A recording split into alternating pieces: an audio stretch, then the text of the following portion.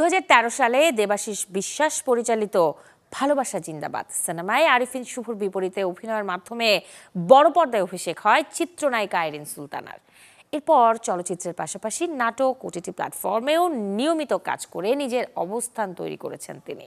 সম্প্রতি চ্যানেল 24 এর সাথে একান্ত আলাপচারিতায় আইরিন সুলতানা জানান, মুক্তির অপেক্ষায় রয়েছে তার বেশ কটি নতুন কাজ। পাশাপাশি তিনি এমন গল্প নির্ভর চরিত্রে অভিনয় করতে চান যেখানে একজন শিল্পী হিসেবে নিজের অভিনয় দক্ষতা আরও ভালোভাবে তুলে ধরতে পারবেন। আলোচনায় দেশের বর্তমান চলচ্চিত্র শিল্প নিয়েও খোলামেলা কথা বলেন এই অভিনেত্রী। সাম্প্রতিক সময়ে বাংলা সিনেমায় ওপার বাংলার শিল্পীদের উপস্থিতি প্রসঙ্গে তিনি বলেন, অনেক ক্ষেত্রেই গল্পের প্রয়োজনেই তাদের নেওয়া হচ্ছে, তবে দেশে নায়িকা বা শিল্পীর সংকট রয়েছে এমন ধারণার সঙ্গে একমত নন আইরিন।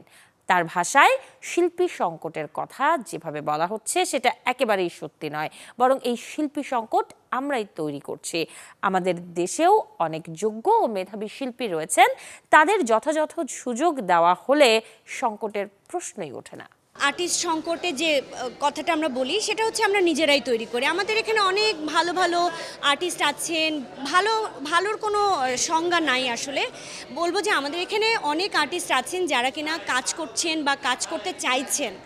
তো এখন ওনারা কেন বাইরের আর্টিস্ট নিয়ে এসে কাজ করছেন ওনারাই ভালো বলতে পারবেন, এটা আসলে আমি ভালো বলতে পারবো না। আর হয়তো আমি যতটুকু